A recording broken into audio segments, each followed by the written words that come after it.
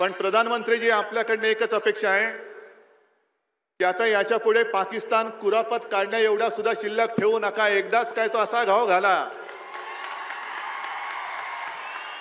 की पाकिस्तानचा नामो निशाण शिल्लक राहता कामा नये। हीच आपल्या आजच्या देशाची आणि देशवासियांची इच्छा आहे। आज आपल्याला कल्पना आहे की हा आपला मराठवाडा आणि संपूर्ण महाराष्ट्र दुष्काळाच्या छायेत पडण्यापेक्षा अवकृपेमध्ये हे इथे सगळे माझे माता भगिनी आणि बांधव जमलेले आहेत। मी खरंच तुम्हाला धन्यवाद देतो की या तळपत्या उन्हात सुद्धा तुम्ही हक्काने प्रेमाने आणि विश्वासाने आलात। हे जे प्रेम आहे आम्ही तुमच्याकडे हक्काने मतं मागतो, पण त्याच वेळेला हा तुमचाही हक्क आहे की तुम्ही आमच्याकडे काही मागाल ते आम्ही तुम्हाला दिलं पाहिजे। हा मराठवाडा ही मर्दांची भूमी आहे, संतांची भूमी आहे। रजाकारांशी लढलेले अनेक मर्द याच मातीमध्ये जन्मले। निजामाला इकडनं पळून लावणारे सुद्धा मर्द याच मातीतले। पण नरेंद्रभाई एक अपेक्षा अशी आहे की त्यावेळेला जसे वल्लभभाई हे माझ्या मराठवाड्याच्या पाठी उभे राहिले आणि त्यांनी जर का फौजा पाठवल्या नसत्या तर रजाकार गेला नसता। आणि असं म्हटलं जातं की ज्या दिवशी पोलीस कारवाई किंवा फौजा घुसवण्याचं ठरवलं नेमकं त्याच रात्री जिनांचं निधन झालं। अनेक जणांनी असा एक प्रस्ताव आणला की आज कशाला करायचं, जिनांचं निधन झालंय, आपल्याला करायची बुमरँग होईल। पण वल्लभभाई होते म्हणून तर त्यांना आपण पोलादी पुरुष म्हणतो, वल्लभभाई पटेल। त्यांनी सांगितले की हे काय चालणार नाही, कारवाई होणार म्हणजे होणारच। आणि त्यांनी फौजा घुसवल्या आणि हा माझा मराठवाडा हा रजाकारांच्या त्या अत्याचारातून मुक्त करून टाकला। आज आमची तुमच्याकडनं अपेक्षा आहे, जसं त्यावेळेला ती सुलतानी होती, त्या सुलतानीशी हे सगळे लढले। आज आसमानी आहे, निसर्गाचा प्रकोप आहे।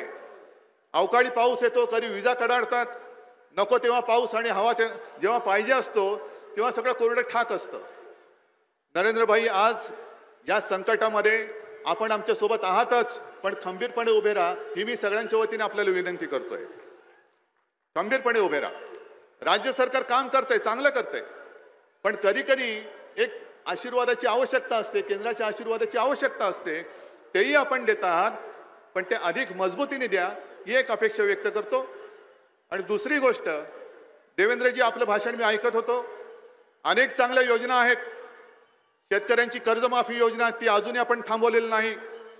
त्यातल्या काही जाचक अटी तटी शर्ती असतील त्या काढून माझ्या शेवटच्या शेतकऱ्यापर्यंत त्याचा लाभ मिळालाच पाहिजे ही भूमिका घेऊन आपण पुढे जातो आहोत। त्याच्याबद्दल मी तुम्हाला खास धन्यवाद देतो। पण दुसरी जी योजना आहे प्रधानमंत्री विमा योजना, या विमा योजनेमध्ये मराठवाड्यातल्या लाखो शेतकऱ्यांनी आपल्या घामाचा आणि कष्टाचा पैसा टाकलेला आहे। कोट्यावधी रुपयांचे हप्ते गोळा केले गेले, पण जेव्हा नुकसान भरपाईची वेळ येते तेव्हा मात्र त्या कंपन्यांकडून फसवणूक केली जाते, हे आता उघड झालेलं आहे। कुठे 50 रुपयाचा चेक दिला जातो, कुठे 100 रुपयाचा चेक दिला जातो।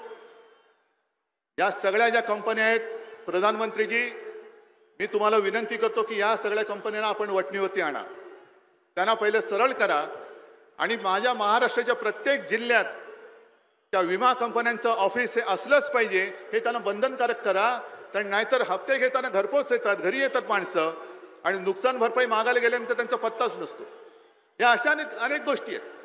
पाण्याचा विषय आहे, चाऱ्याचा विषय आहे, आणि सगळ्यात महत्त्वाचं म्हणजे आपण जे सांगितलेलं आहे की 370 कलम, आणि त्याहीपेक्षा काँग्रेसने जे जाहीर केलं ज्याचा उल्लेख देवेंद्रजी आपण केला की 124 कलम, देशद्रोहाचा खटलाच कोणावर टाकणार नाही।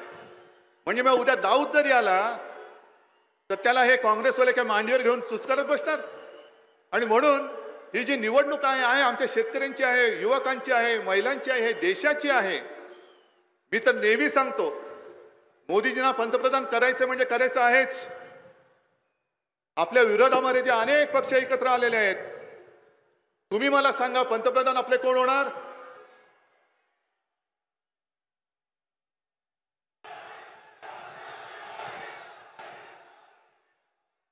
एकच नाव आहे ना, बरोबर ना? मग विरोधी पक्षाला मी आव्हान देतो, एक तर एवढी तर तुम्हाला शक्य होणार नाही पण याच्या अर्धी किंवा त्याच्याहून पावपट किंवा आमच्या स्टेजवर जेवढी गर्दी आहे तेवढी तरी रॅली करावी आणि आपल्याकडनं पंतप्रधान कोण होणार हे एका नावाने घोषणा देऊन दाखवावं की हे आमचे पंतप्रधान. पवार साहेब चालतील तुम्हाला? मायावती, अखिलेश, ममता दीदी, चंद्राबाबू, ओवेसी चालेल का? ओवेसी? आणि म्हणून मी बाकी प्रचार इथे करणार नाही. एक प्रश्न तुम्हाला विचारतो आणि त्या प्रश्नाचं जे उत्तर येईल त्याच्याप्रमाणे तुम्ही मतदान करा. आहे तयारी? तुम्हाला देशद्रोह्यांना फासावर लटकवणारं सरकार पाहिजे की देशद्रोह्यांना मांडीवरती घेऊन दूध पाजणारं सरकार पाहिजे?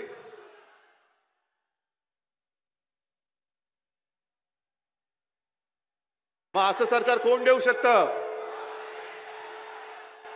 हा विश्वास आहे? बस मग समर्थ हिंदुस्थानासाठी, संपन्न हिंदुस्थानासाठी पुन्हा एकदा आपल्या भगव्याच्या पवित्र युतीला प्रचंड बहुमताने विजयी करा. इथे ओमराजे आहेत, पलीकडे शृंगारे आहेत. केवळ 2 मतदारसंघापुरतं मी बोलत नाही, पण संपूर्ण महाराष्ट्रामध्ये जिथे धनुष्यबाण असेल तिथे धनुष्यबाण आणि जिथे कमळ असेल तिथे कमळ. बाकी तिसरी निशाणी आसपास सुद्धा येता कामा नये. जय हिंद, जय महाराष्ट्र.